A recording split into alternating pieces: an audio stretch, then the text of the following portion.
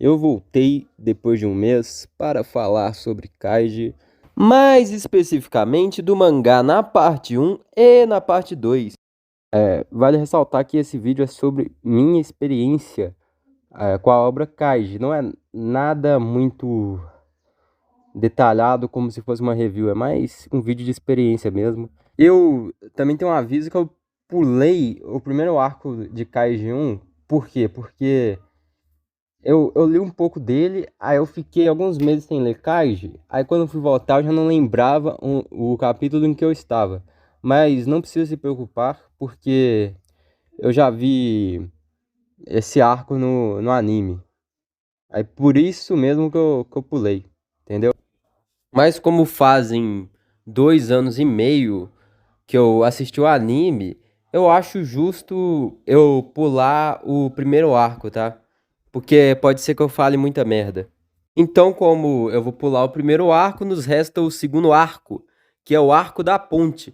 O jogo consiste, ele se passa em uma estreita ponte assim de metal. Essa ponte é dividida em três, na verdade, são três finuras de metal. Em cada delas tem tipo uns três jogadores e o objetivo desses jogadores é chegar no final dessa ponte. Quem chegar primeiro, né, de cada fileira, recebe o prêmio. Uma coisa muito interessante é que esses personagens têm liberdade total de empurrar quem está na sua frente. A coisa que eu acho mais interessante desse arco é a plateia dele, porque a plateia dele é basicamente composta por pessoas assim importantes no sentido de possuírem muito dinheiro. Justamente por isso elas se cegam de soberba e elas veem Kaji e os outros participantes como apenas números de apostas. Você vê que eles estão ali apostando nos números. Eles chegam até a jogar lixo nos jogadores. Mas esse pensamento de inferiorizar o próximo não se limita somente à plateia, mas também abrange os participantes, justamente por causa da regra que eles podem se empurrar, alguns acabam tentando isso. Inclusive Kaiji, mas Kaiji resiste. Carta 2. Esse jogo eu acho muito interessante. Ele tem 5 cartas para cada jogador. 4 delas são cidadãos, aí a outra ou é escravo ou é imperador. Os cidadãos empatam entre si e ganham do escravo.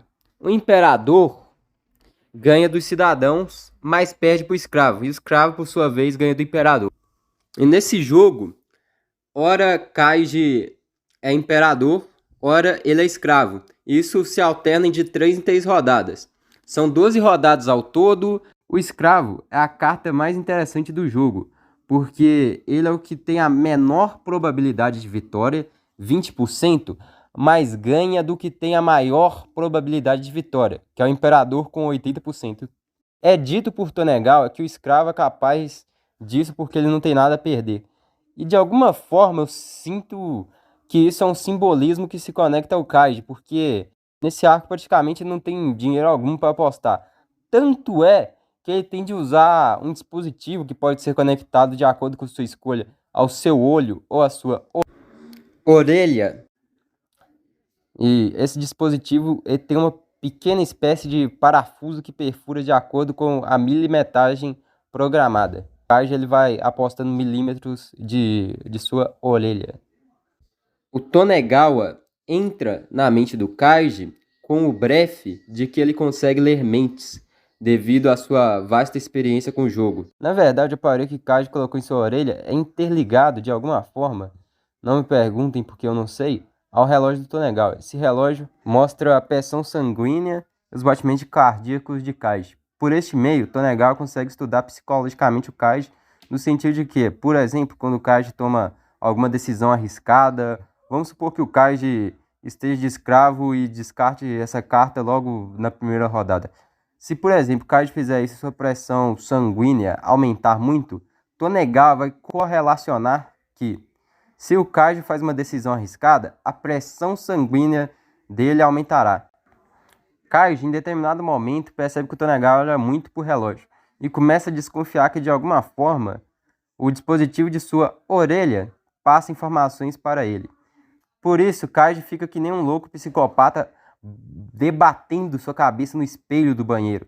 Essa foi uma estratégia que ele fez para que, no futuro, quando ele cortasse sua orelha com um caco de vidro, Tonegawa não desconfiasse, pois como Kaiji estava em meio a uma atividade violenta, as informações enviadas ao relógio do Tonegawa demorariam baixar, mesmo com sua orelha decepada. Além disso, Kaiji cobriu ela com um pano para ajudar no disfarce.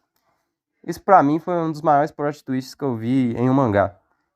Outra coisa que eu acho muito interessante dessa primeira parte de Kaiji é o Ryodô. Ele é um sádico multimilionário, quiçá até multibilionário, que é CEO, digamos assim, da corporação TI, que é uma corporação que controla o submundo dos jogos de azar.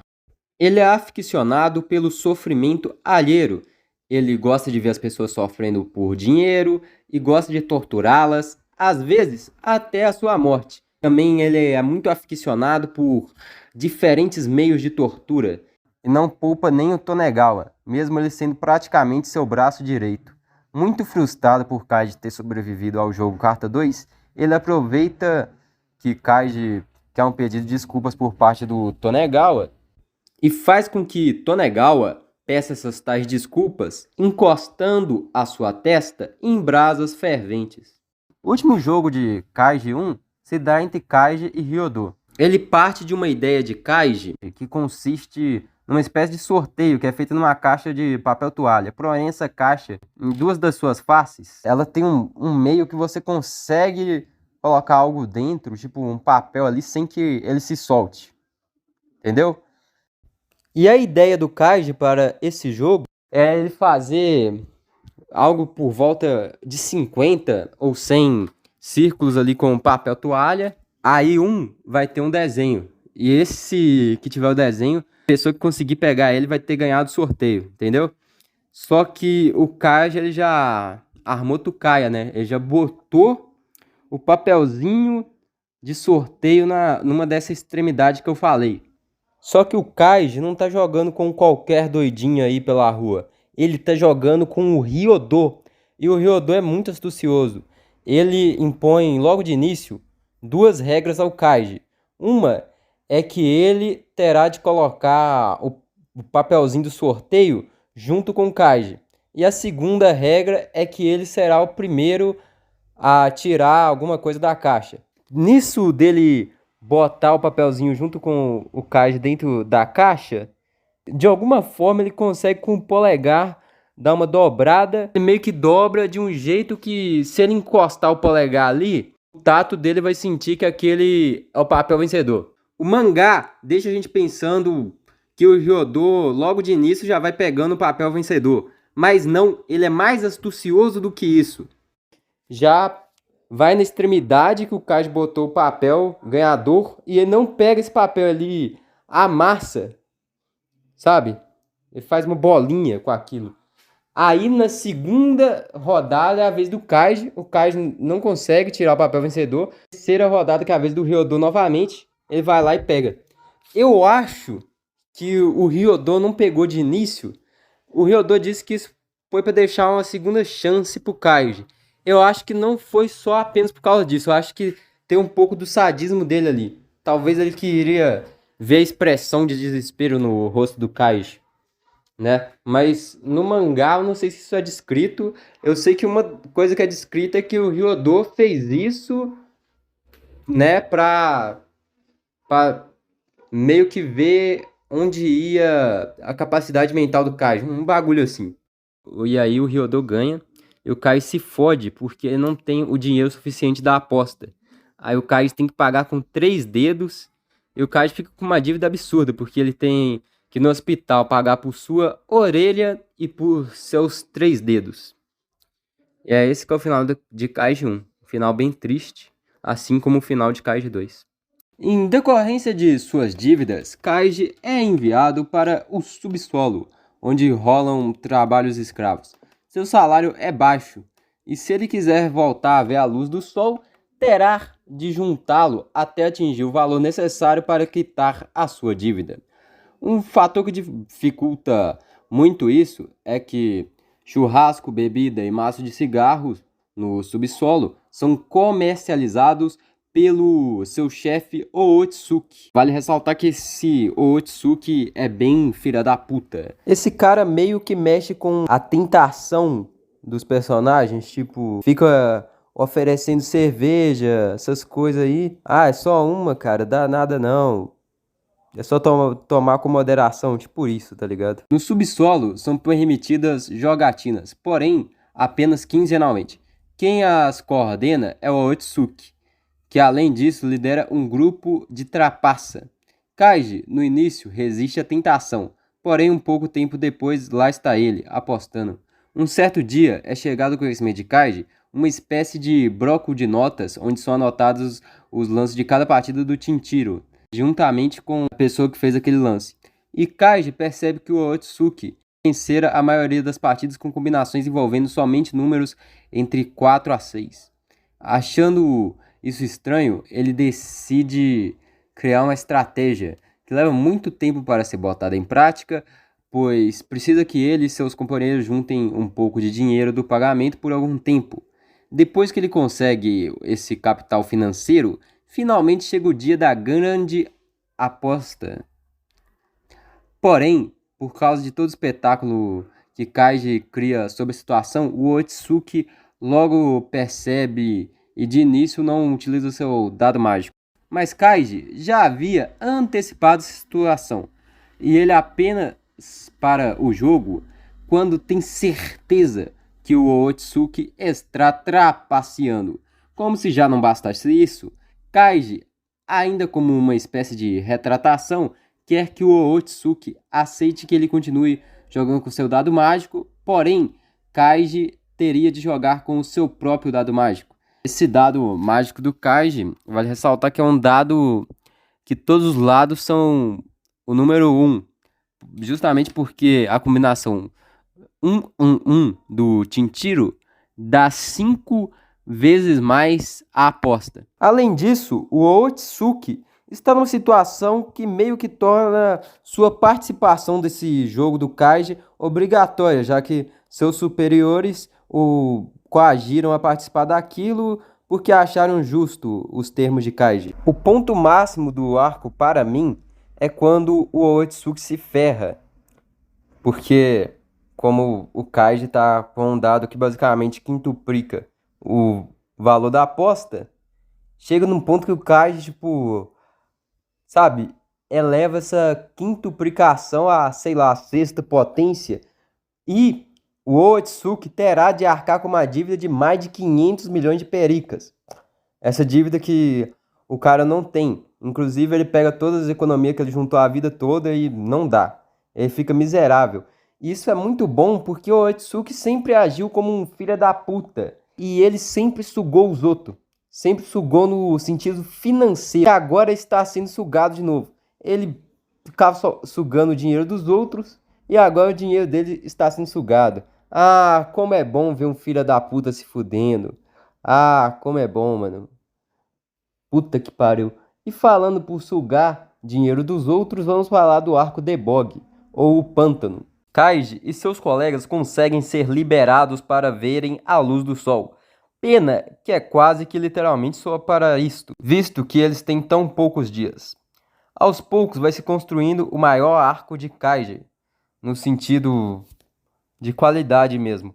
Quando Kaiji está andando pelas ruas, ele se depara com um homem que acaba levando para conhecer um cassino com apostas grandiosas, algo que Kaiji estava à procura, pois Kaiji precisa de muito dinheiro se ele quer permanecer para sempre sob a luz do sol. Nesse cassino fica a grandiosa máquina de pachinko, o Pântano, que é apelidada assim pelo seu poderoso poder de sugar a vida, metaforicamente, daqueles que falham em vencê-la.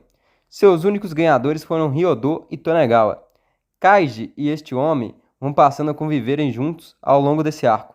Isso porque eles têm que discutir sobre o plano que eles vão tramar para conseguirem vencer o pântano. Em seu primeiro plano, Sakazaki aproveita de seu conhecimento sobre a senha do cofre do seu patrão para pegar emprestado uma determinada quantidade de dinheiro.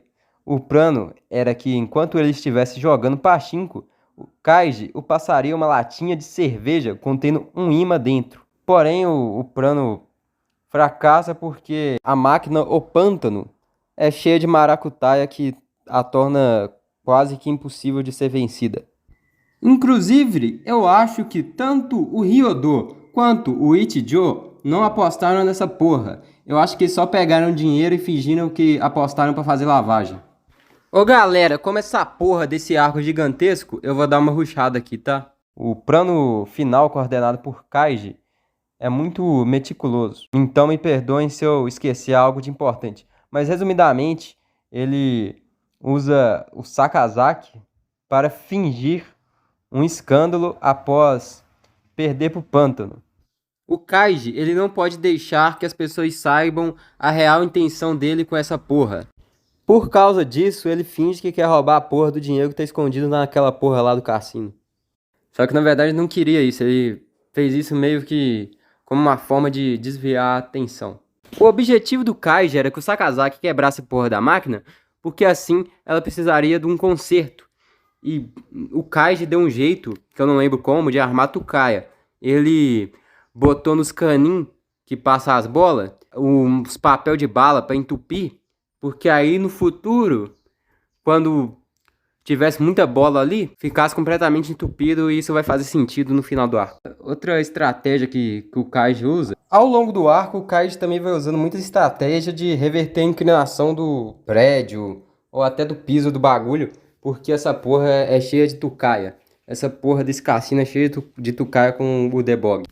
Eu não lembro como o Kaiji descobre que o Debog é cheio de filha da putagem, mas as maneiras que ele arranja para contornar isso, uma delas é enchendo uma sala vazia lá do prédio com vários cubículos cheios de água, e a outra maneira é meio que arrancar o chão, não sei explicar, mas ele precisa de um rolo compressor para isso. Mentira, eu não sei se ele precisa de um rolo compressor, mas ele precisa de trator, essas coisas aí, e ele consegue arranjar com os carinha da máfia. Eu acho, né? Eu não lembro. Acho que ele arranja com o Endo essa porra. Essa forma de contornar as maracutaias do Debog, que o Kaiji arranjou, é muito boa para a primeira e segunda prateleira. Porém, para a terceira não, porque a terceira tinha uma inclinação diferenciada.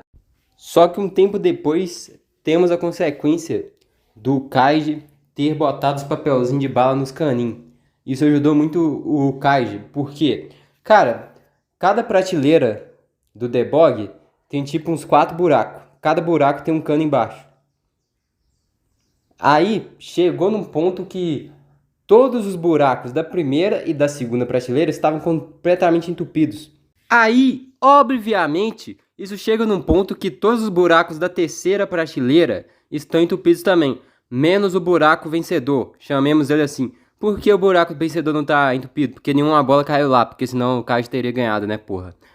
E, mano, isso acontece num momento muito fodido da vida do Kaiji, porque ele tá quase sem tempo, ele tá quase sem bolas pra jogar. Inclusive tem uma parte que... Cara, tem duas partes que ele fica sem bola, né? Tem uma que ele pede pro Endo. Eu acho que essa é antes dessa linha cronológica que eu tô contando pra vocês.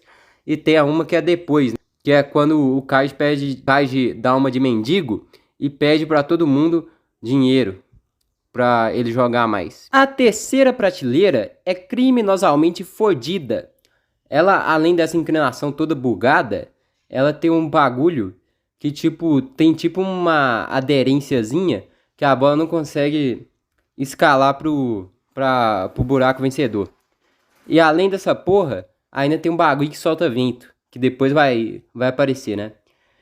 E uma coisa que eu fico muito puta é que o Kaiji, ele pede pro Ichijo clemência, né? Não, tipo, pede clemência, ele pede pro Ichijo um empate, porque o Kaiji chegou num nível muito fodido naquela porra daquela máquina. Nunca, ninguém fora da TA chegou naquele nível, muito provavelmente. E o Ichijo não quer empate. Isso é um bagulho foda, né? Que é muito bom depois que ele se fode. Enfim, é muito bom que depois o Ichijo se fode, ele vai ter que trabalhar no subsolo com uma dívida muito maior que o Kaiji, com uma dívida de tipo 7 décadas. E é muito bom você ver ele se fuder, porque ele é um filho da puta, ele não gosta do Kaiji. né? Ele quer enfiar a pica no Kaiji, aí quando o Kaiji enfia a pica nele, não gosta. Aí depois ele fica temporando empate. Mas o Kaiji é muito foda, o Kaiji, ele é Giga Shed, então ele consegue contornar esse problema do vento. Ele consegue fazer uma estratégia que as bolas ficam batendo entre si, até que uma sobrevoa e cai no buraco. E é muito foda, tá? Nossa senhora. Aí depois tem o capítulo 134. Esse capítulo que me fez chorar, né? É um dos capítulos que me fez chorar da segunda parte de Kaiji. Que é. Eu uso até de wallpaper de celular. É nesse capítulo que é o que o Kaiji ganha, né? Então ele não vem depois, velho. Ele é durante. É, eu sou burro. Enfim, foda-se. A questão é. O final de Kaiji, ele. Apesar de ser feliz, ele é um pouco trágico. Porque o Kaiji ele ganha 700 e poucos milhões. Porém, ele tem que dividir com o Endo. Tem que dividir com Sakazaki. Só que ele tem dívidas, por exemplo, dos cubos lá de água e também dos bagulho que o Endo arranjou pra ele, que eu não lembro o que foi. Eu acho que o Endo arranjou os cubos de água e o bagulho lá pra os trator lá pra destruir o chão. Eu acho que foi essas porra que o Endo arranjou pro Kaiji, né? Só que o Endo fudeu o Kaiji com um outro bagulho. Lembra que eu falei que teve uma parte que o Endo, Endo não, né? Que o Kaiji precisou pegar um dinheirinho com o Endo, porque o Kaiji estava sem? Então, tinham juros absurdos, eram juros tipo por meia hora, eu acho que era um juros por hora. Era tipo um juros compostos de 20% por hora. Alguma porra assim. E daí, mano, desses 10 milhões que o Kaiji pegou com o Endo, isso foi para uns cento e poucos milhões, aí fudeu o Kaiji. Além disso, o Kaiji, ele ainda sobrou um dinheirinho pra ele, só que ele foi salvar os amigos, 5 amigos, 50 milhões, porque cada liberdade é 10 milhões. Aí, o Kaiji foi salvar o filho do amigo dele que morreu na parte 1. Aí mais 10 milhões, 60 milhões. Aí, sobrou tipo alguns milhões pro Kaiji ali, só que quis dividir com todos os amigos. Aí o Kaiji ficou tipo com 1 milhão e pouco.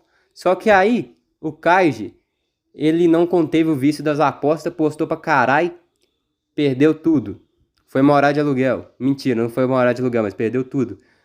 Sobrou literalmente nada. Nenhum iene. Aí no final até um mafioso lá, não um mafioso, né? Um trabalhador, um cidadão de bem da TI, compadeceu com o Kaiji e deu dinheirinho ali pra ele lanchar com os amigos lá, né? Esse final, ele foi muito foda pra mim, porque, cara, eu não faria aquilo que o Kaiji fez. O Kaiji tava quase sem dinheiro e ele ainda perdeu, sei lá, perdeu tudo. Perdeu literalmente tudo pra salvar os amigos. Perdeu toda a fortuna pra salvar os amigos. E aí eu fiquei pensando, será que eu faria essa porra se eu tivesse amigos, né? Aí eu fiquei pensando assim, se eu tivesse amigos, será que eu faria essa porra? Mentira, eu tenho amigos. Cara, será que eu faria essa porra pros amigos? Eu acho que eu não teria coragem nem fudendo. Aí isso me deu um bagulho até emocionante. Que olha como o Kaiji valoriza essas amizades, né? Apesar que na parte 3 vocês vão ver que não foi uma boa escolha do Kaiji. É isso aí. Tchau. Deixa o like, um forte abraço e sayonara!